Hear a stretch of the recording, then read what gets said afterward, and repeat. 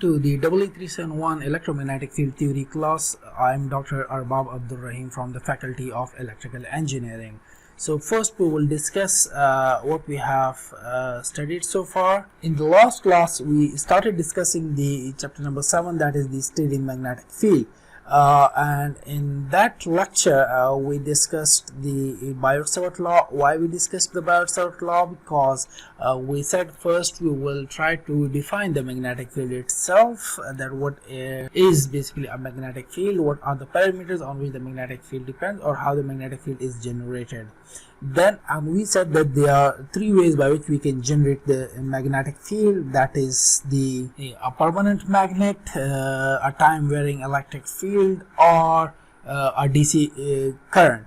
So we said that we will focus on the magnetic field generated by the DC current, and for this purpose we have a law which relates the magnetic field to the DC current, or which explains the generation of the magnetic field due to the DC current carrying element. And we concluded the Biot-Savart Law as we said, if you have a differential current carrying element, then the magnetic field intensity will depend on the current through that filament, the differential length to the sine of the angle between the two, that is the filament, and the point of the observation, over 4 pi constant of proportionality, and the r square, which is the distance between the source and the point where you want to find the magnetic field intensity. Then we discussed the magnetic field intensity due to a filament which is placed, or a conductor which is placed at z-axis, and you wanted to find the magnetic field intensity at some point. And what we obtained was that the magnetic field intensity at any point, let's say point 2, this will be equal to the current through that filament which is placed along the z-axis from minus infinity to plus infinity, and the direction of current is along the positive z direction. Then the magnetic field intensity at point 2, or at a radial distance rho from this magnetic field, from this current carrying element, will be r over the 2 pi rho, and the direction of this field will always be circumferential. It means that if the current is coming out of the board, then the direction of the magnetic field intensity will be circular, or around, as you curl your fingers around the conductor, this will give you the direction of the magnetic field intensity. Or in other words, we concluded that in this expression, you see, we have said that the conductor is along the z direction, and then the point where you want to observe the magnetic field intensity is at a radial distance rho, but the magnetic field intensity is perpendicular to both the rho and the current that is along the z direction. So it means we can conclude that the magnetic field intensity is always perpendicular to the plane containing the current, as well as the r, or the line joining the current conductor, and the point of observation. So with this we computed our magnetic field intensity, and we said that we can find the magnetic field intensity at any point using the Biot-Savart Law,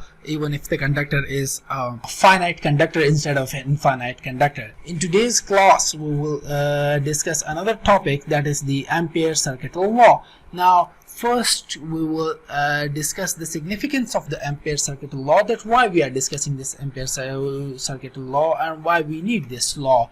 Then we will discuss the applications of this law in the electromagnetic field theory. Okay, so first coming to the significance of the Ampere circuit law, we explain the importance of the Ampere circuit law by using the analogy of the Gauss's law. So what we discussed in the case of the Gauss's law, First, we said that we can find the electric field intensity using the Coulomb's law. Now, the difficulty in applying the Coulomb's law was that you have to know the charge configuration. You have to know exactly what the charge configuration is. Then you can apply the Coulomb's law to find the electric field intensity. Then after this, we introduced the Gauss's law. And in the Gauss's law, we said that instead of knowing the exact charge distribution, which is very difficult to know, if you consider a closed surface around that charge configuration, then this closed surface, by developing some relation for this closed surface, we can compute, or we can know about the charge configuration, by which it will be much more easier for us to compute the electric field intensity. And this was termed as the Gauss's law. What was the Gauss's law? The Gauss's law was that if you take the closed surface integral of the electric field density, so if you take the closed surface integral of the electric flux density, this will be equal to the charge enclosed by that closed surface. So if you consider a closed surface around some charge and you find the surface integral of the electric flux density at that surface, what it will give you, it will give you the total amount of charge inside that closed surface. So then we discussed the applications of the Gauss's law. We have seen that finding the electric field intensity at a point using the Gauss's law is much more easier compared to the Coulomb's law. But there were some conditions. What were the conditions in the Gauss's law? The Gauss's law the condition for the Gauss's law was that if you have symmetry, if you have a high degree of the symmetry, it means that the distribution is symmetrical. Then you can consider a surface around that charge distribution. There were some other conditions also, which we will discuss for the Ampere's law also. So coming to the Ampere's law, this was to give you some brief overview of why we were using the Gauss's law. Similarly, while we are discussing the Ampere's law, we have the same arguments that in the case of the Biot-Savart law, it becomes difficult sometimes to find the magnetic field intensity at a point. Now, using the Ampere circuitry law, you will see that the problems we can solve with much more ease compared to the Biot-Savart law, as we have seen in the case of the Gauss's law, that it becomes much more easier to solve the electrostatic problems using the Gauss's law instead of the Coulomb's law. Similarly, the Ampere circuitry law is the same. You will see that solving the same problems that we have solved in the previous lecture, this becomes very easy for us to compute the magnetic field intensity at a point using the Ampere circuitry law compared to the Biot-Savart law. Now, coming to what does the Ampere circuitry law states? This law states that the line integral of the magnetic field intensity H about any closed path is exactly equal to the direct current enclosed by that path. So what does this mean? This means that if you have a current carrying conductor, and around that conductor, if you consider a closed surface, then the line integral at each and every point you will have a magnetic field intensity. Then the line integral of this closed path will give you the total current enclosed by that closed path. Now we can use this the other way around also, which we will see, that if you want to compute the magnetic field intensity at a point, then what you need to know is you just need to know the current enclosed by the closed path that you choose. Now how we choose this closed path? The selection of the surface must satisfy some conditions. What are those conditions? Those conditions are that the path we choose should be such that to any section, to any part of the, let's say this is the part that which is a circular part. We have a conductor, let's say we have a conductor, and around this conductor we choose a circular path. Now why we choose this circular path? There must be some conditions. The condition must be that the path to any section of that path, h is either perpendicular or tangential. Now if h must be either perpendicular to this path or it must be tangential to this path. Now if h is perpendicular to this path, what will happen? This expression becomes 0. This will directly become equal to 0. Now if the h is tangential to this path, then this the dot product of the magnetic field intensity and the line, this becomes just the multiplication of only the magnitude parts. And the second condition is that the h must be continuous. The h must be constant over the surface. And similar conditions we have discussed in the case of the Gauss's law, when we were choosing the closed path or the closed surface around any charge configuration, and we have discussed this in too much detail, that what kind of surface we can choose around any given configuration.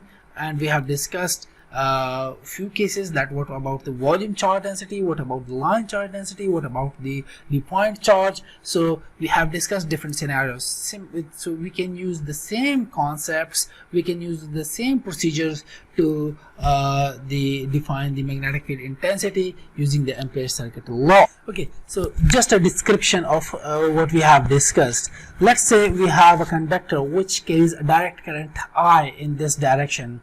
Now we have the liberty of choosing the surface. We can choose any kind of a closed path which must satisfy the two conditions that we have discussed. That is, it should be either tangential, or the h should be either tangential or perpendicular to each point, as well as the h must be continuous. Now let's say we have three paths here. Okay, one is the circular path around this conductor. This path A, this path A encloses this whole conductor. Now we can solve this integral, that is the line integral. This path is now a circular path, and this must give you the current carried by this conductor. Now what if we choose a different path? What if we choose path B? So in the case of the path B, the Ampere-Circuit law states that you will again obtain the same amount of current, because this is also enclosing the same amount of current. So then if we discuss the path C, which is basically the path which goes through the conductor. So what about the current enclosed by this path? The current enclosed by this path, whether this will be the total current, the I which is passing through the whole conductor, or a part of that. No, this will be less than the current I, and this closed surface integral for the path C, this integral will give you that amount of current which it actually encloses, as this is not enclosing the whole conductor. So it means it is the end result of this integral will not be I, but will be somewhat less than I, because it is not enclosing the whole conductor. So if you solve the closed surface integral or the Ampere-Circuit law for path A, or you choose path B, in both cases the end result will be I, or even if you choose some other path around this conductor, you will obtain, in each and every case you will obtain the total amount of current enclosed by that closed surface. Now there is one important point here. You should know that the h varies from point to point. What does this mean? We have said that as you change the angle, or as you change the position, what happens? The h changes. Now we can rightly say that the contribution made to the path integral, the contribution made to this integral by each and every path. Look, if I consider this path, if this is the circular path A that we are talking about, then the contribution made by this path to the closed integral will be different than the contribution made by this path to the closed integral, similarly for path B, and so on. But the end results are the same. The final answer from each of these paths are the same, but you should remember that each micrometer length contributes to this integral differently. So at each point you have different values of h, but the end result is the same. So we can say here is that the application of the Gauss's law involves finding the total charge enclosed by a closed surface, whereas the application of the Ampere's circuit law involves finding the total current enclosed by a closed path. Now let us discuss some of the application of the Ampere's circuit law. This is the problem that we have solved and discussed in the previous lecture.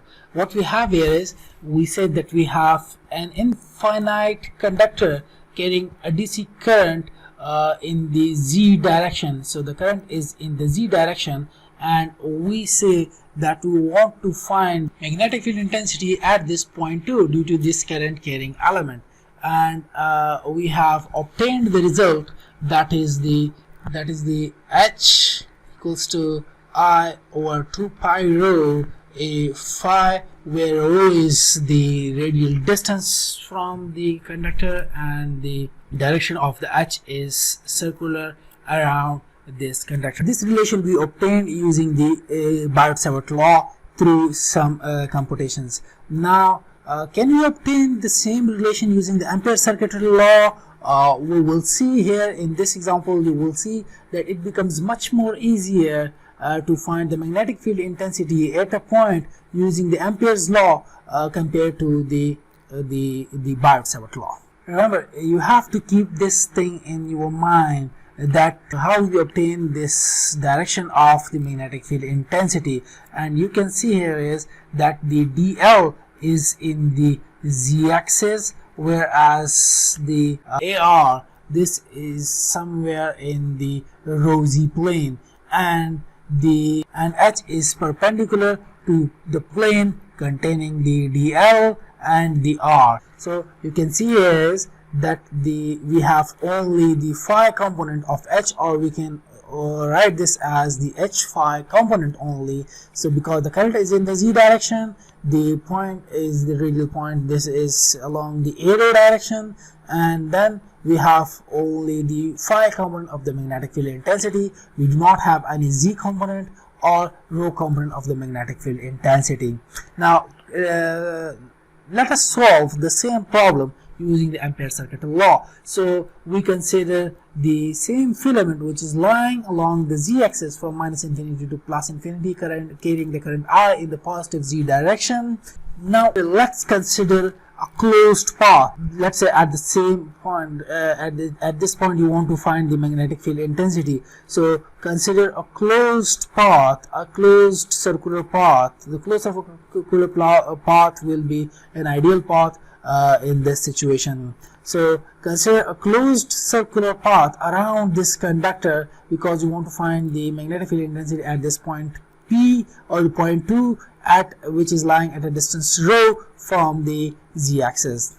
So now let's solve the equation or the expression for the Ampere circuit law, which says that you have to solve this integral and this will give you the total amount of current. Now the current is given to you, we are interested in the H. As I said, that if you choose this circular path, so what you can see is, to each point of this path the magnetic field intensity is tangential. So it means if the magnetic field intensity is tangential to each point over this path, then we can replace this dot product as simply the product of the magnitudes of these two vectors, which is equal to again the I. So another condition to the Ampere circuit law is that the h must be constant. So it means that we can take this h out of this integral, and we then have to solve only the line integral, or we have to compute this path integral. And through inspection we can also see that there will be only the phi component of the magnetic field intensity, because the current is in the z direction, the radial the point is in the radial direction, that in the arrow direction. So the magnetic field intensity will only have the phi component.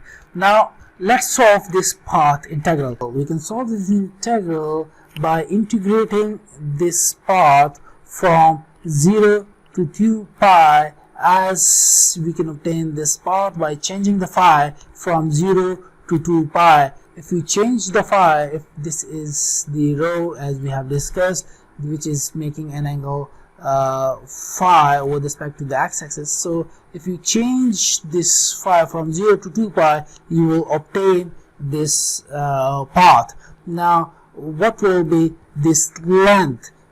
This length is, as you know, that when we change the angle from, let's say, phi 1 to phi 2, and if this is a very, very small change, as we are talking about the differential lengths, so if this is a very small change, then this length we can estimate as the rho d phi. We have discussed this in detail so many times, so I hope that I don't have to explain this again.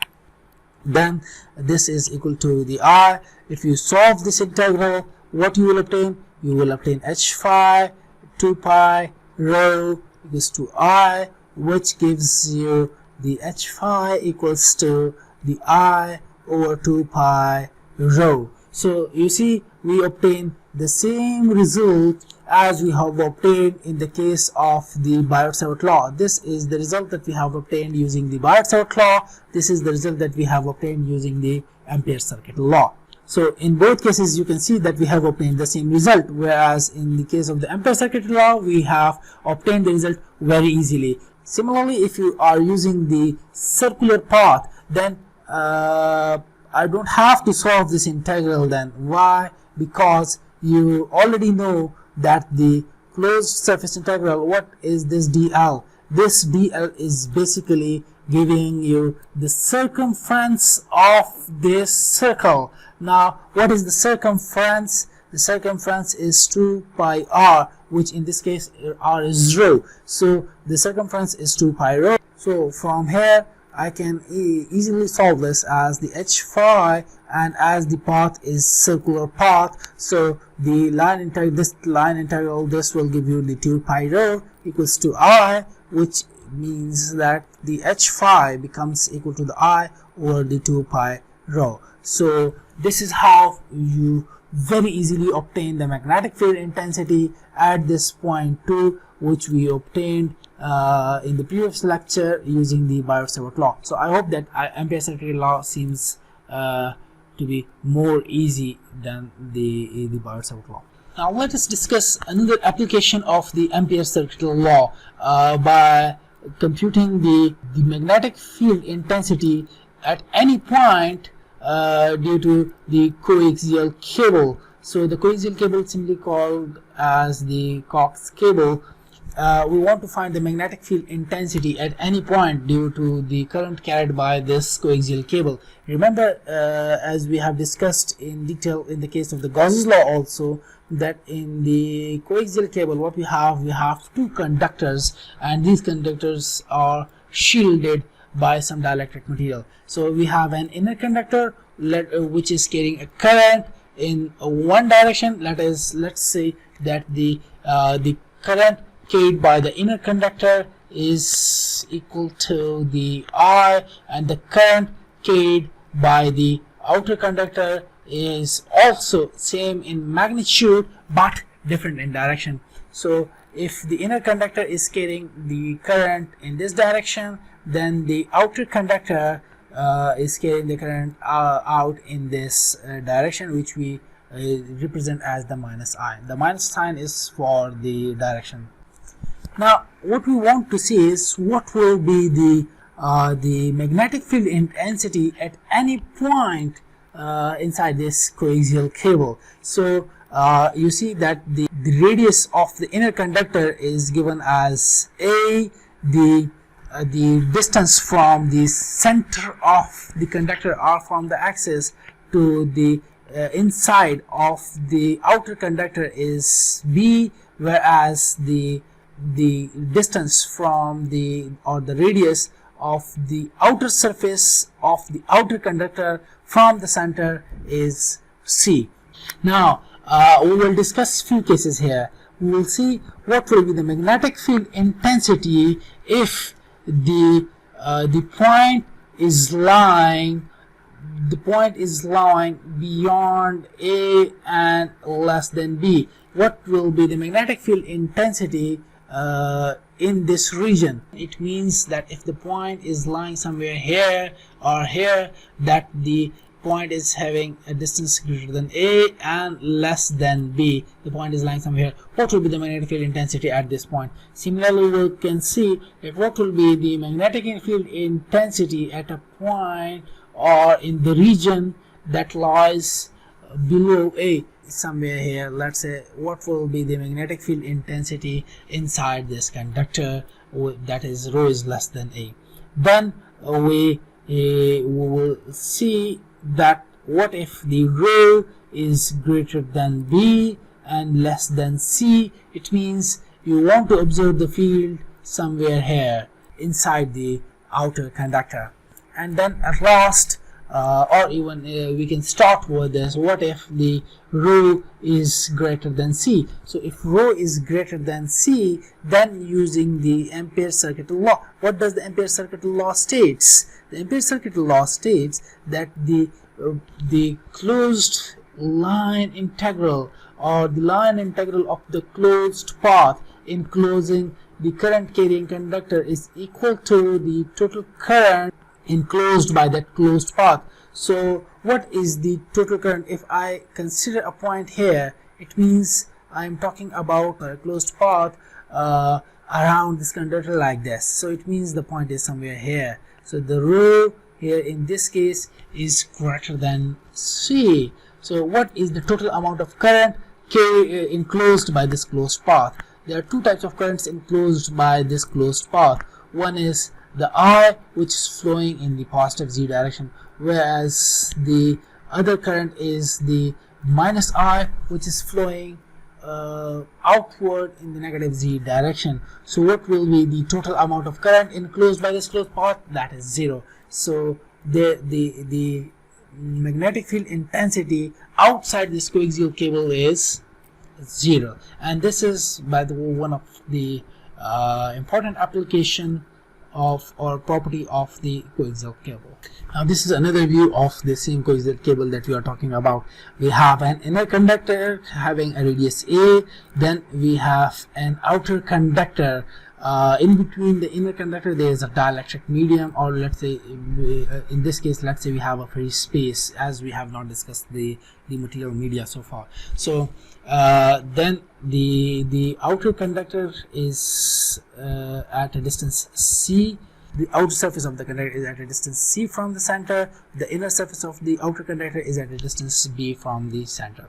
Now what if we want to find the magnetic field intensity somewhere here in this region? It means that the rho is greater than A and less than B. So at this point, what we do, we consider a circular path represented as the dotted circle. Now what will be the magnetic field intensity at this point or in this region?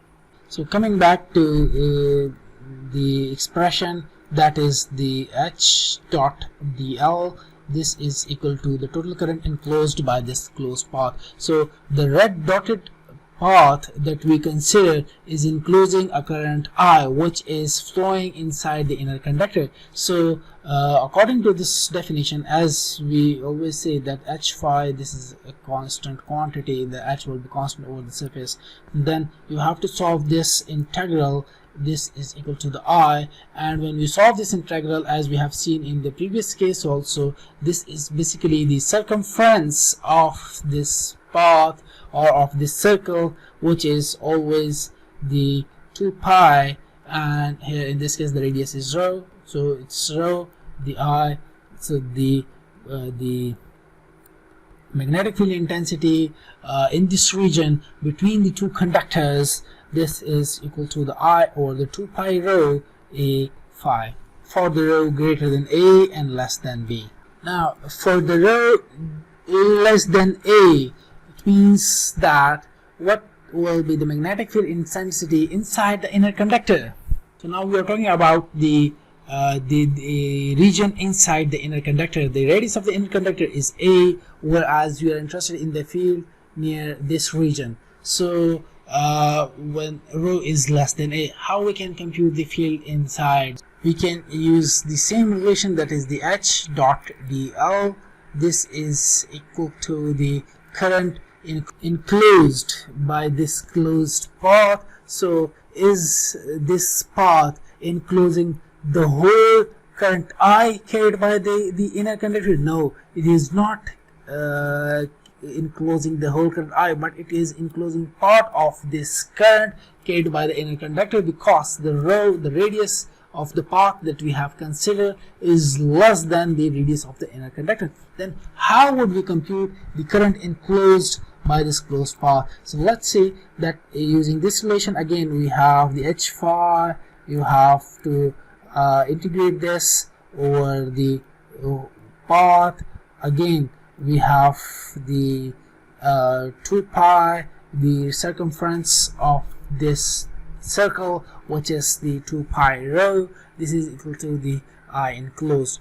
About this I enclosed, for this purpose we will use the concept of the current density. Now if the current flowing inside the conductor having a radius A, then the current density of the inner conductor is basically the total current flowing through that conductor over the area, which is pi A square. So this is the current density that we have discussed. The current density is basically the amperes per meter square, or the current passing through a unit area. This is the current density of the conductor having a radius A.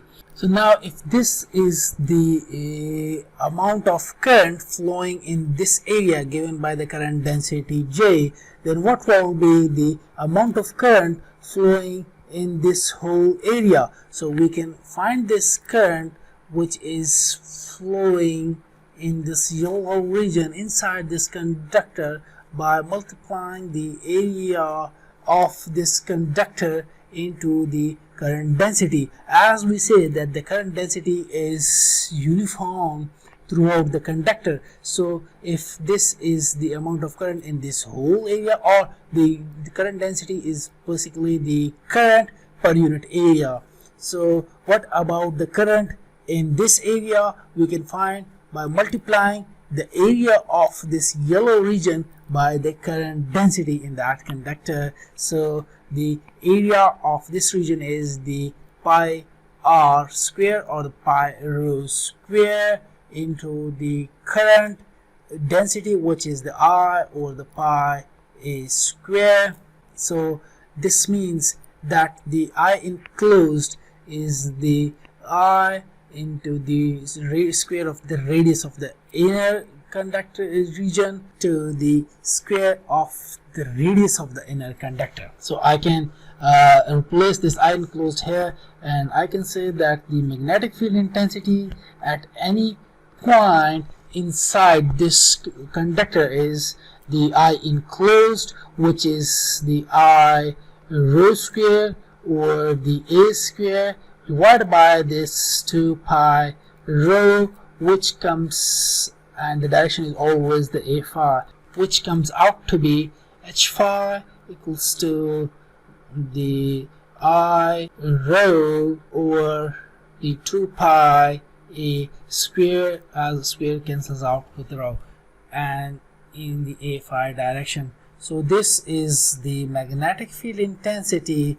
inside the coaxial cable. So look, using the Ampere circuit law, we have obtained this component of the magnetic field intensity, or the magnetic field intensity itself, inside this conductor, inner conductor of the coaxial cable, which otherwise using the Biot-Savart law relatively becomes difficult to compute. What about the region rho greater than B and less than C? It means now you want to find the magnetic field intensity inside the outer conductor. This is what we are talking about. We are talking about this region, that we are trying to find the magnetic field intensity in this region.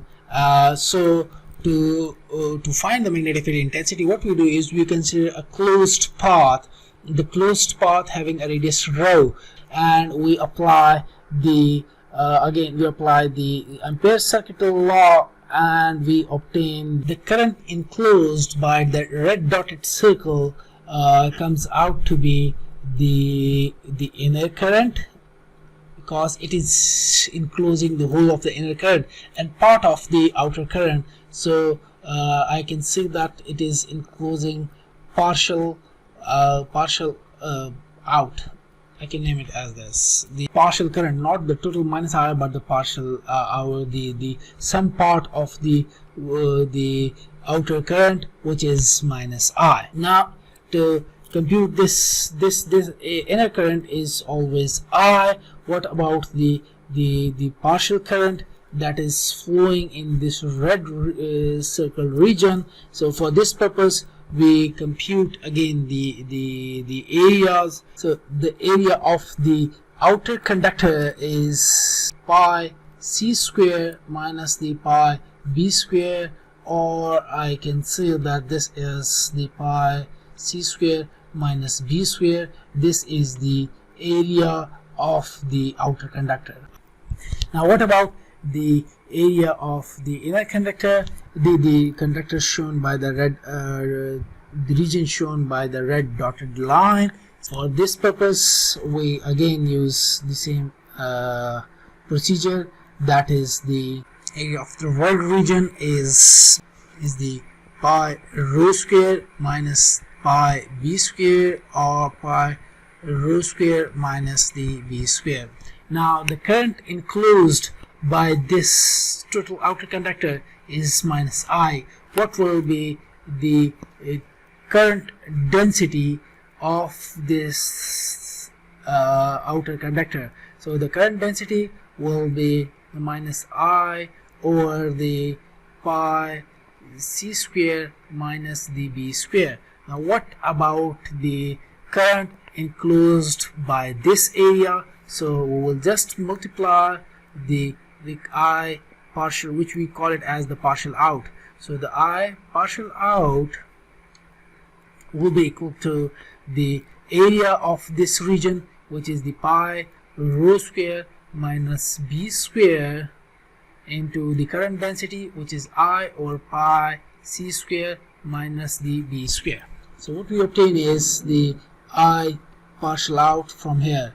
From here we obtain the I partial out is equal to the pi cancels out with the pi. So what we have the rho square minus b square over the c square, the minus b square. So this is what we have, and as this current is negative, so we have to put the negative sign here.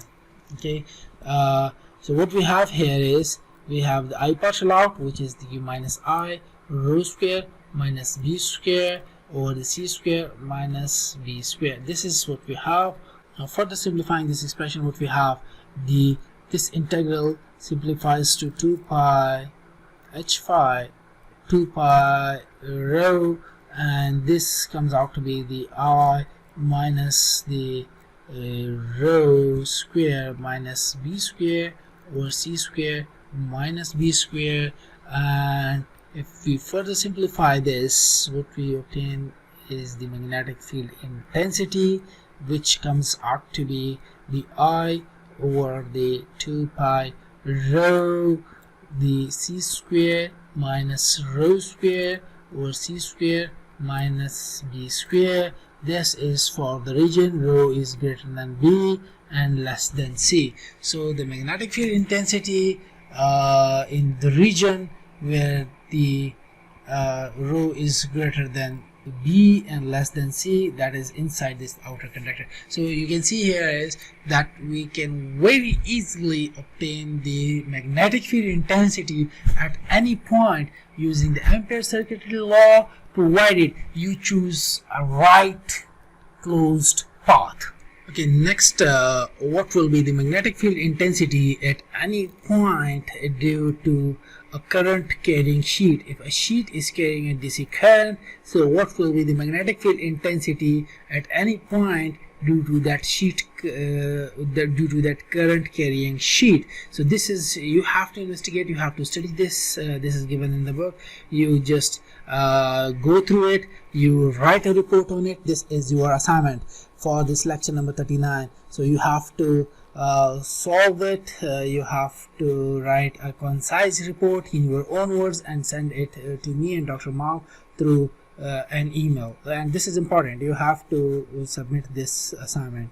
Now, okay, now let us solve an example which is drill problem 7.3 in the book.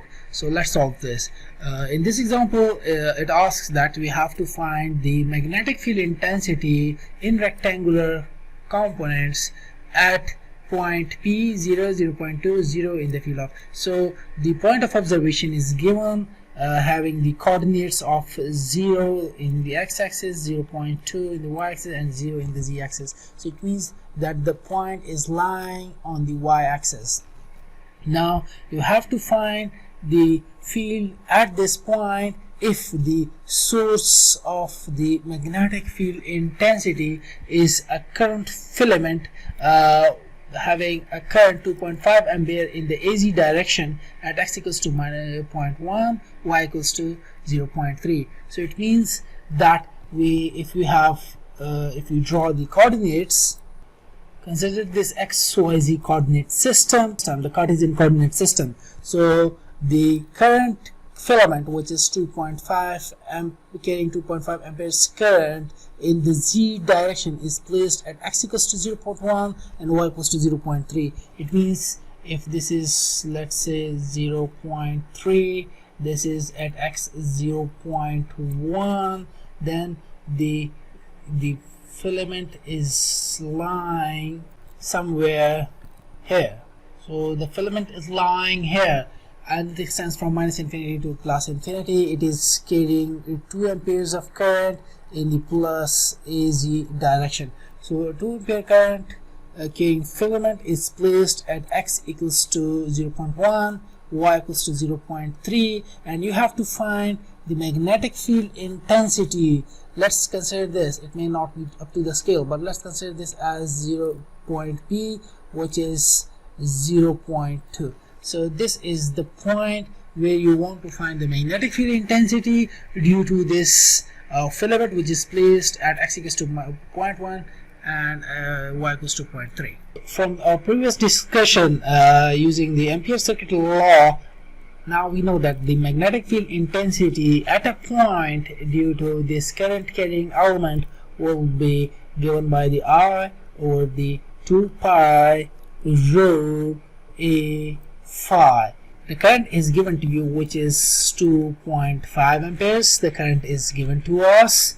Then we have 2 pi, and you have to compute the radial distance, the perpendicular distance from the filament, from the conductor to the point of observation. So what you have to do is you have to find this distance. Now what is this distance? Basically this is given as rho, and you have to find this. To find rho, what we can do is we will use again the same the vectors addition rules that we have discussed so many times before. First you have to locate the point P. So the position vector locating the point P is 0.2 a y, because it is having coordinates only 0, 0.2 and 0. So 0.2 AY is the position vector of the point of observation. Then the position vector of the filament, where this filament is located. You have to find the position vector, which is given by its coordinates. The coordinates of this current carrying conductor, x equals to 0.1, y equals to 0.3, which is the represented as, let's say, r prime. So you have 0.1 ax plus 0.3 ay. So what will be this radial distance rho? This will be rp minus the r prime, which comes out to be minus 0.1 ax plus minus 0.1 ay. So the magnitude, this will be 0.1 square plus 0.1 square, which comes out to be 0.141. So you just have to put this value of rho here, which is 0.1414, and the direction is a phi. So the component or the magnetic field intensity at this point due to this current carrying conductor, which is lying at x equals to -1 and y equals to 0.3, is 2.814 phi. Now what we are asked is that we have to convert this field into rectangular components. In the rectangular coordinate system, what we will have the x component of this vector, the y component of this vector, and the z component of this vector. As you can see here is that we do not have any z component of this field. We have only the phi component.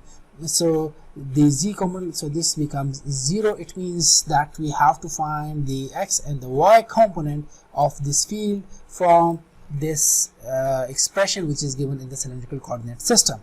So to convert this into the cylindrical coordinate system, we will use the concept of the dot product. And what we say, if you want to find the component along x-axis, if you want to find the component of any vector, let's say h here, which is given as h phi, along the x-axis, so what you have to do is you have to take the dot product of that vector with the unit vector along the x-axis, and this becomes the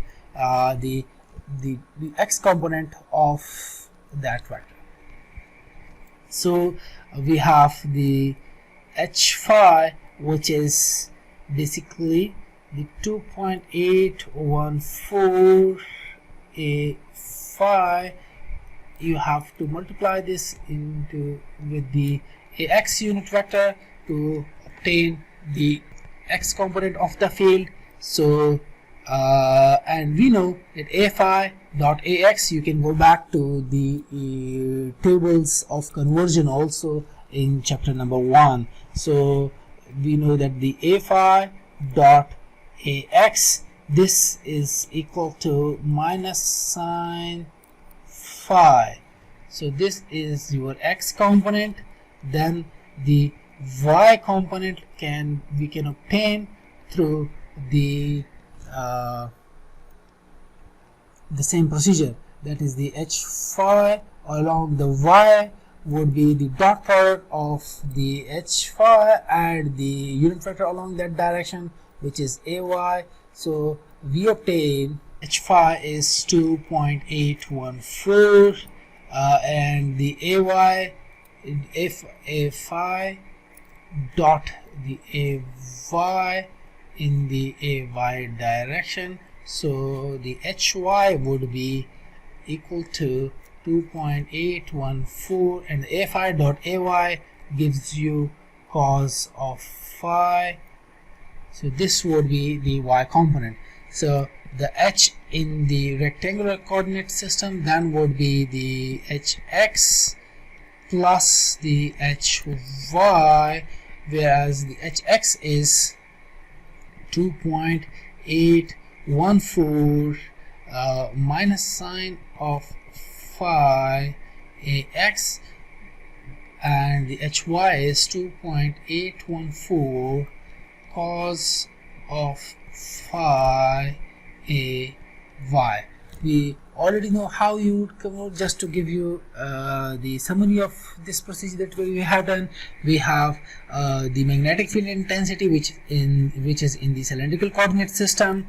Now you have to convert this into the rectangular coordinate system. So we have only the phi component of this vector. So the this component, this vector along the x-axis, what will be the component of this vector along the x-axis? We can use the dot product, in which we take the dot product of the vector itself with the unit vector along that direction, which gives you the magnitude of the component of that vector along that particular direction, which in this case is x-axis. Similarly, we do the same with respect to the y-axis, and we have obtained these relations. We have discussed these relations. These are present in the form of tables in the book, also in chapter number 1.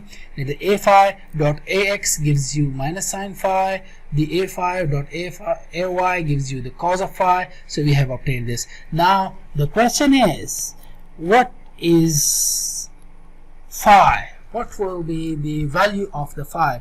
So while discussing the cylindrical coordinate system, we have done this many times, that what the phi is basically the angle which the radial distance rho makes with respect to the x-axis. So the angle made by rho with x-axis is called as the angle of rotation, or called as the phi. So you have to obtain the phi. So going back to the figure, which means that we have, look, this is the x-axis because this is parallel to the x-axis, and this is the y-axis. So the angle between the rho and the x-axis, this is the angle that we have to find. The angle between rho and the x-axis, the phi, this angle we have to compute. So for this purpose, you can see here that what is the angle phi. It is, let's call this portion of the angle as theta. So this is theta, and then this is phi. Now how can we compute the phi? By taking the total angle, y-axis to x-axis, this is 90 degrees, and from the x-axis back to the y-axis, this is again 90 degrees, and from the y-axis to again to the x-axis, this becomes again the 90 degrees. So this total angle, if you start from this point, and you come back to this point, this is basically the 270 degrees. So this total angle is 270 degrees, whereas phi is what? Phi is, I can write phi as 270 degrees minus this theta. This whole angle is 270 degrees, and this angle is phi. So the phi is basically 270 minus theta. Now you have to find the theta. How can I compute the theta? This is very, very simple. Now to find theta, what we do is we draw a perpendicular from this point onto this axis. We draw a perpendicular from this point to this axis is 90 degrees. So now we have this right angle triangle. This is a perpendicular which is parallel to the x-axis. We have this right angle triangle, and we already know that the length of this side is 0.1. This is 0.1 because we are talking about the xy plane. So a perpendicular from y onto x, this is 90 degrees, and what we have here is a right angle triangle. So in this right angle triangle, we have, this is a perpendicular and this is theta. So to find theta, we can use the concept of the trigonometry, which is theta equals to sine inverse perpendicular, which is 0.1 divided by the hypotenuse, which is rho, and rho in our case is 0.141. This is rho, so putting this value 0.1414, so we obtain the theta, which comes out to be the 45 degrees. So the phi is 270 minus 45 degrees, which comes out to be 225 degrees. So the phi is 225 degrees. Now putting the value of this phi into this expression, we will obtain the h, which comes out to be minus 1.989 in the x direction, minus 1.989 in the y direction. So this was what we were trying to compute. The magnetic field, magnetic field intensity at point 0.20 due to a line conductor which is placed at x equals to 0.1, y equals to 0.2. So we have to find the magnetic field intensity at this point due to a conductor lying at these coordinates, and the answer should also be in the rectangular coordinate system. So this is what we obtain in the cylindrical coordinate system, and to convert this into the rectangular coordinate system, we have gone through this procedure, and now we have obtained the magnetic field intensity in the rectangular or the Cartesian coordinate. Now in the second part, what it says is that we have a coaxial cable is lying along the z-axis. The central conductor or the central axis is z-axis. The current through the coaxial cable is 2.5 amperes in the AZ direction in the central conductor. So in the outer conductor, we will have the same amount of current with a negative sign, which represents the negative direction. So this is what we have to compute. We have to obtain the magnetic field intensity at this point P due to coaxial cable, which is placed at z-axis with these dimensions. So this is very simple. We have a coaxial cable which is lying along the z-axis. Let's say we have these coordinate axes x, y, and z. So we have the coaxial cable. This is a coaxial cable which is lying along the z-axis from minus infinity to plus infinity. We have an inner conductor also. So we have an inner conductor and we have an outer conductor. The radius of the inner conductor is A, which is 0.3. The radius of the distance B is 0.5 and C is 0.6. Now what we have to do is we have to compute the magnetic field intensity at this point 0.2 and 0. So to compute the magnetic field intensity at this point, first you have to locate this point P, that where does it lie, and from the dimension we can say that this point P is, if this is the inner conductor whose radius is 0.3, from these dimensions we can say that this point is lying somewhere inside the inner conductor.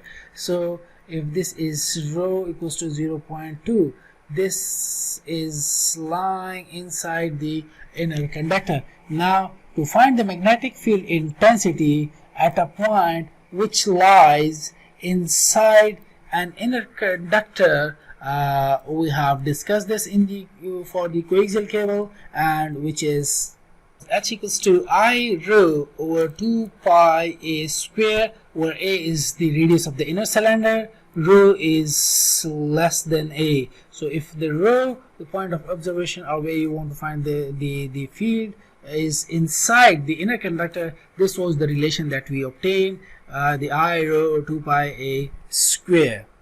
And remember, it is having again the direction AFI.